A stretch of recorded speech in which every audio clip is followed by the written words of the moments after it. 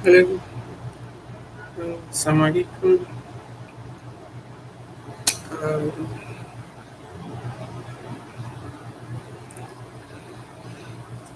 Welcome to this live reading from Rekiya&Z. My name is Muti'ah, and I am a Nigerian author of contemporary. Walaikum salam wa rahmatullahi wa barakatuh.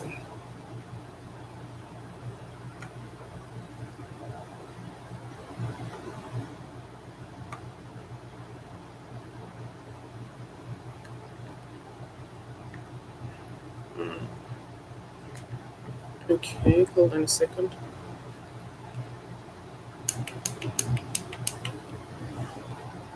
Right, hold on now. Is it better? Okay, so I think my mic was turned on low. Alright. I can't see you here though. Where are you?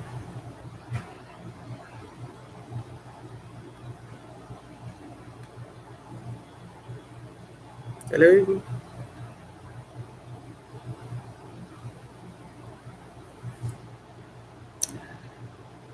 Okay, I'm just going to start again. Assalamu alaikum. My name is Muti'ah. I am a Nigerian writer and author of contemporary Muslim fiction. And thank you for joining me at this reading from my book, Rekiya&Z.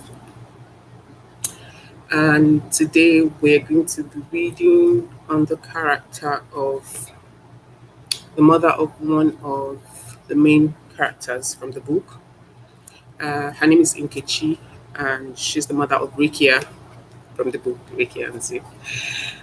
And just a little bit of backstory. This character was somebody that I had been.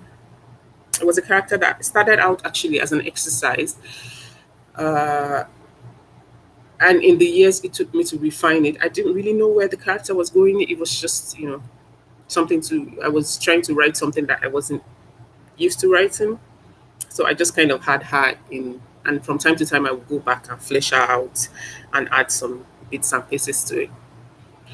And then when I started working on this book, it suddenly just occurred to me that, oh, okay, she's the mother that I have been looking for. She fit perfectly into the context of this book. And so I put the character that I had created for several years, almost a decade, I put her into this book to be the mother of the main character of the book. And it just fits so almost so seamlessly. So, alhamdulillah for that. Right. So the character of Nkechi, we're going to be looking at her from two perspectives, or no, from the same perspective, her daughter's point of view, that's Rikia's point of view, but um, at two different timelines. So the first time we meet her is we have an idea of what Rikia always thought about her mom. And then the second time we'll get to meet her still from her daughter's point of view, but this time after she's had, to have some serious conversation with her mother to try and get where her mother was coming from and what were the things that influenced her to become the woman that she was now or then or whatever. Anyway, so I'm just going to start the reading, inshallah, and hopefully more people join as we go along. So I lived with both my parents till I was almost 8. Yes, my father was prone to spells of absence, but we all lived together and we were happy. I was an only child. We lived in a huge house in one of the more exclusive neighborhoods in the newly sprung city of Abuja, along with a couple of domestic staff. My parents weren't exactly hands on with me, usually leaving me to the care of maids and nannies, but I was well cared for and I didn't know any differently. And the staff were rather indulgent in any case, letting me do and eat whatever I wanted. My parents were very social. They attended a lot of parties and they gave a lot too. I loved watching all the people dressed up in their finery at such parties, especially my mother, and I was dazzled by her beauty. As a little girl, I thought she was the most beautiful woman in the world.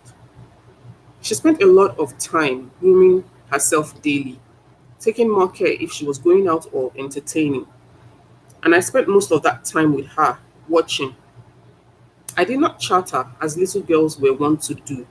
Even then, I recognized that my mother's tolerance for me waned when my father was not around. When she was done and satisfied with her efforts, she would return to me and ask, "How do I look?" "Beautiful, mommy," I will enthuse. "You are the most beautiful woman in the world." She would laugh and blow me a kiss on her way out. My father had been on one of his usual jaunts when everything went haywire. My mother came to pick me from school, something she never did, looking more disheveled than I had ever seen her, and in a taxi. He drove us not to our house, but to one of her friend's place. And she told me we would be staying there for a while and that my things were there in that box by the wall. That was the extent of the information I was given about the crisis that would significantly change my life. My mother was too busy dealing with the fallout to bother with me. She spent her time crying and lamenting to her friends about how our life was over. And like a child, seemingly invisible to the adults, I learned to get the details from listening in on their conversations.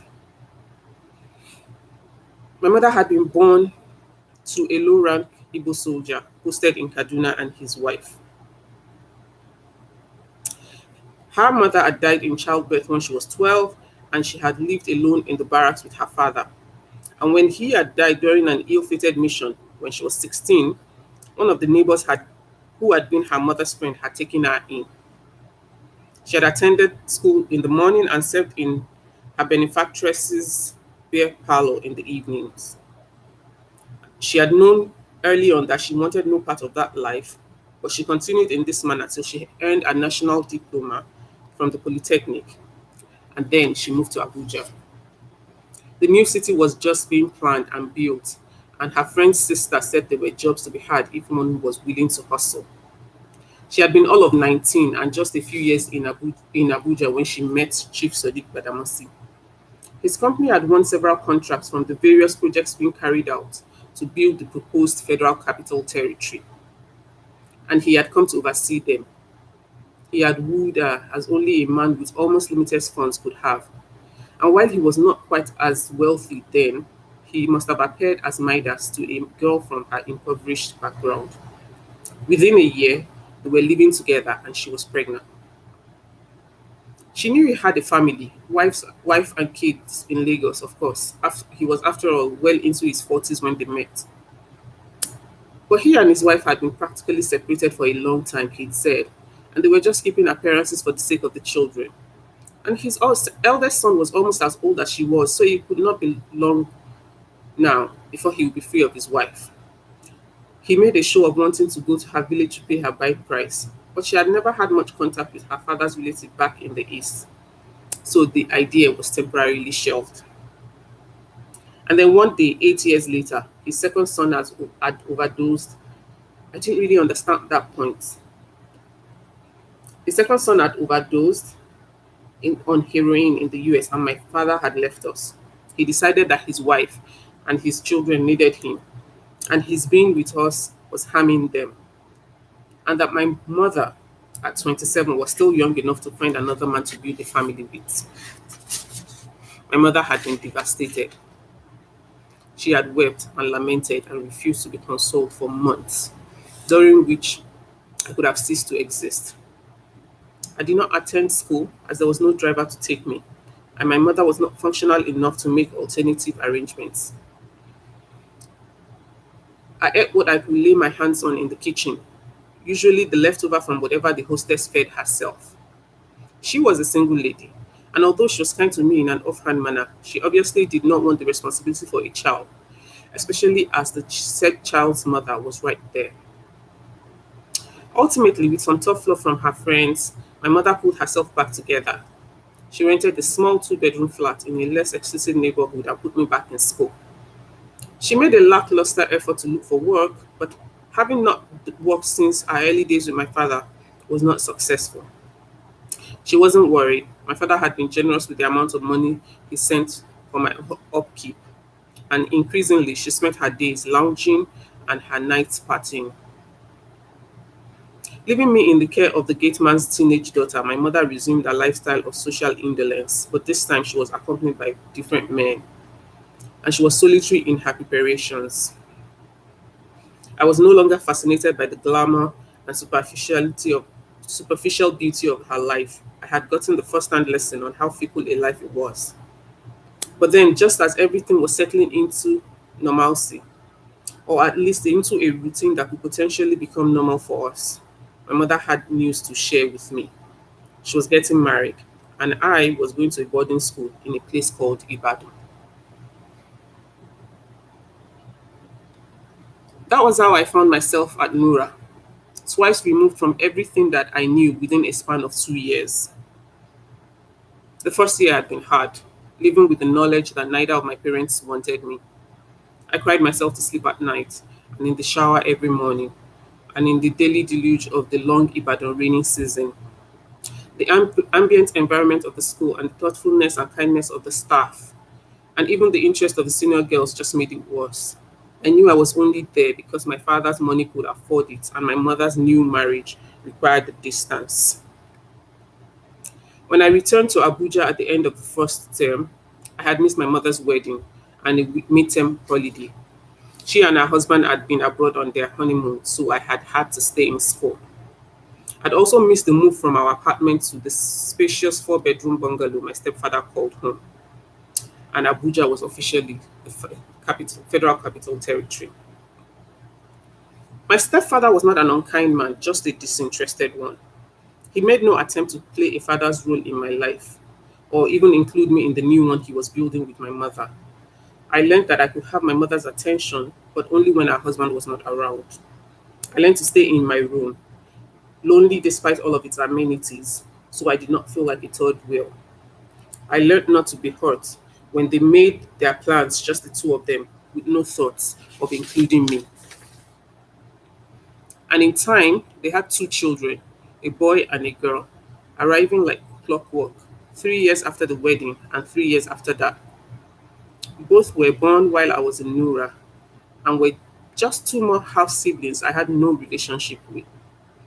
They were swept along into the lives of their parents, celebrated from birth. My mother's family was finally complete, and like my father's, did not include me. So that's the end of my first selection. And at that part of the book, we were hearing from a young, not a young, but at the beginning of the book, we were hearing the perception of Nkechi from her daughter's point of view, from Rekia's point of view, how she'd always viewed her mother and how that shaped their relationship. Now I'm going to read from um, chapter 12 of the book.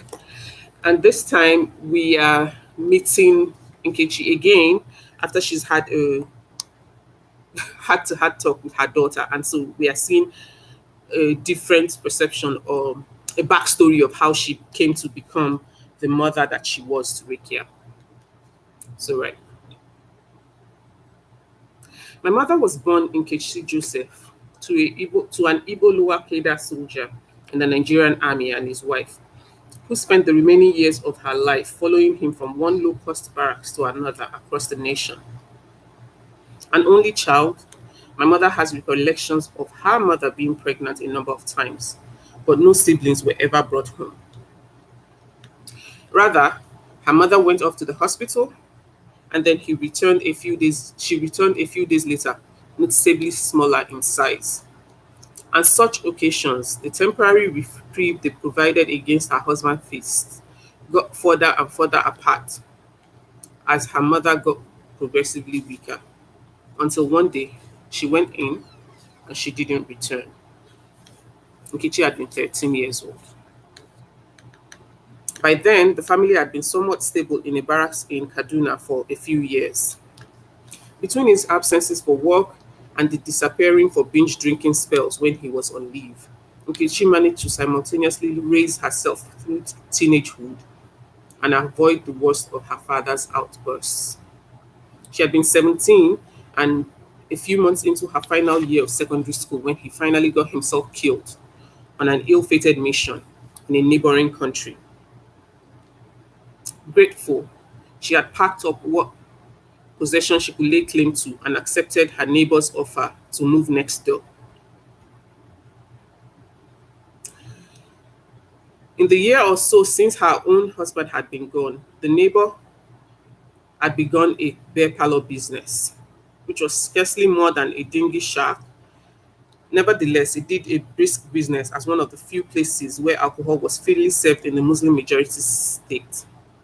So after moving in with her, Nkechi worked at the beer parlor on most evenings.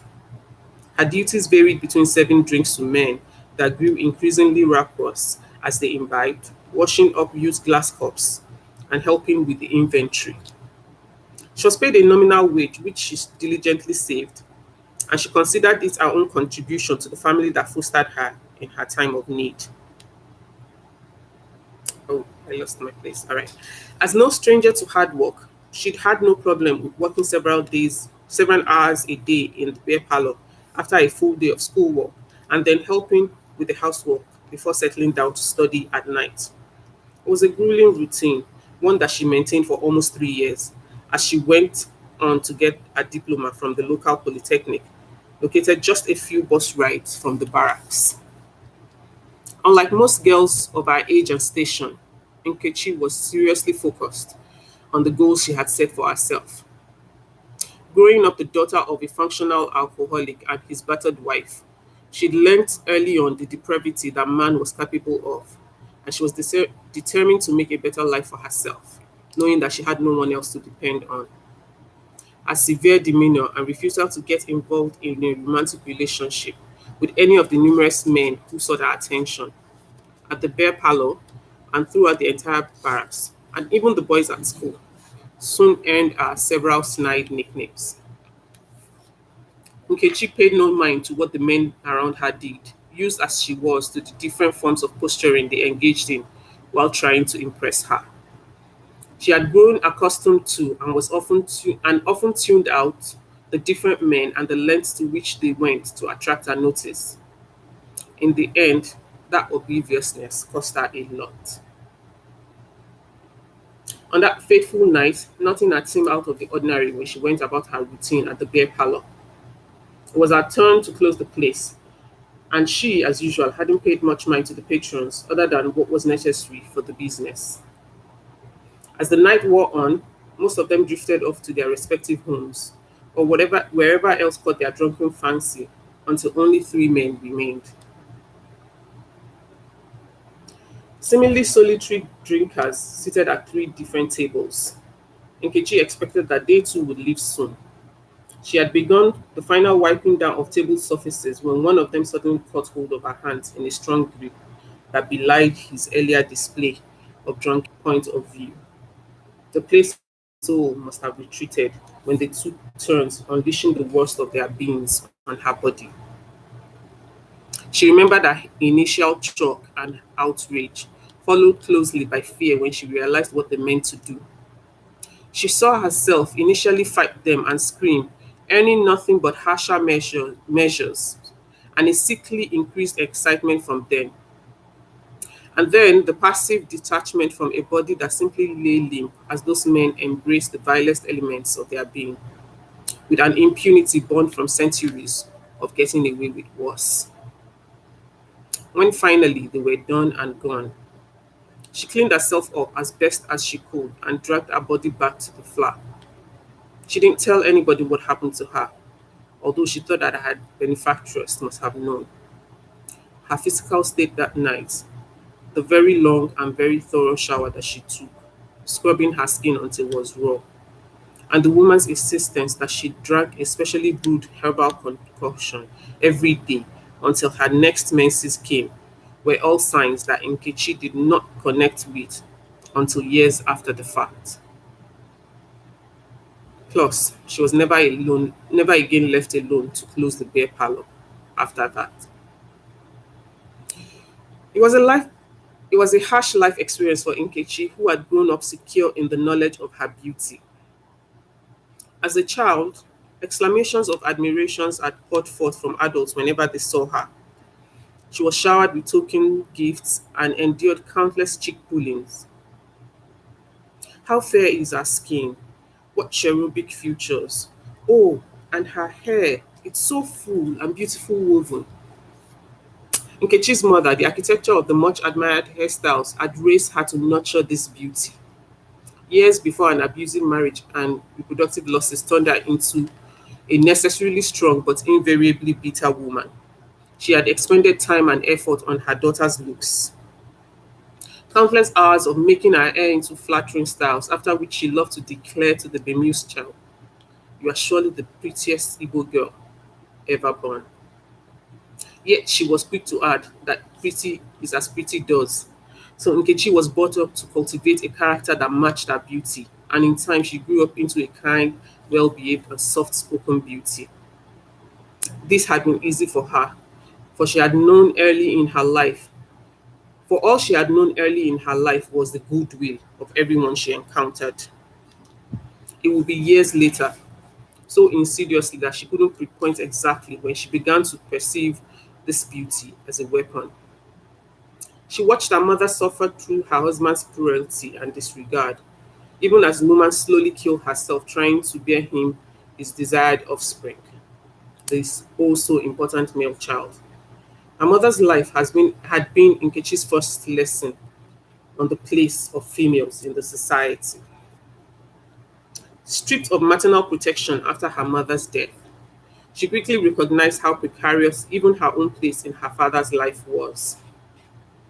She had learned to read his mood and tiptoe around them long before he started making conscious efforts to restrain his hands from her.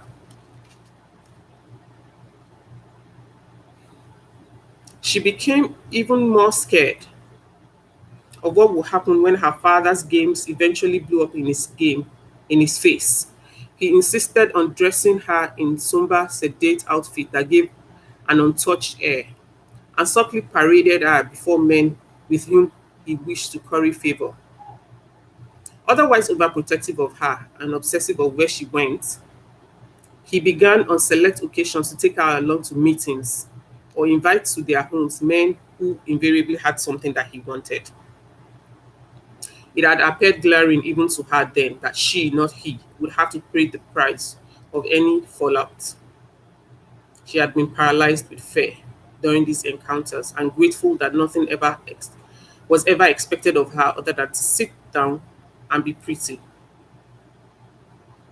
Her father's shenanigans, against all odds, had taught her another invaluable life lessons, that beauty, especially vacuous beauty, inspires goodwill.